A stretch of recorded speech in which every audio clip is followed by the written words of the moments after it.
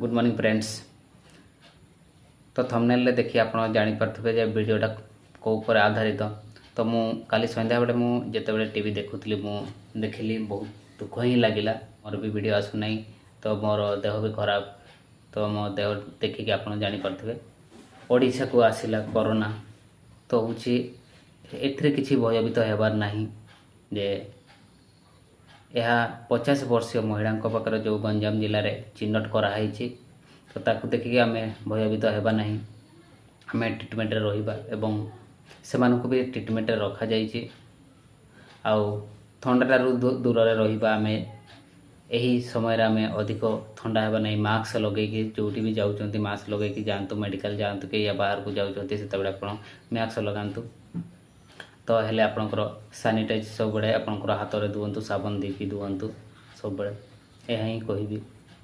तो जगन्नाथ पाखरे मोर एतिकी प्रार्थना जे आगक न बढ़ू, यह ही मुझे प्रार्थना करुँच। आपण मैंने समस्या सतर्क रुहतु। यह आसी बहुत जल्दी यह भी खत्म हो आम एतिकी ही प्रार्थना करवा।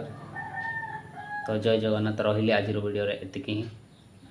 तो ये वीडियोटा को समस्त को शेयर कर दिंतु जहाँफल कि अधिक छोट छोट छुआ मानक भी अधिक वर्षार भिजा दिखते जोटा कि आम जानी शीघ्र आटाक करे। जो मान थंडा थी काश थी से अधिक आटाक करे आपड़ भी जानते।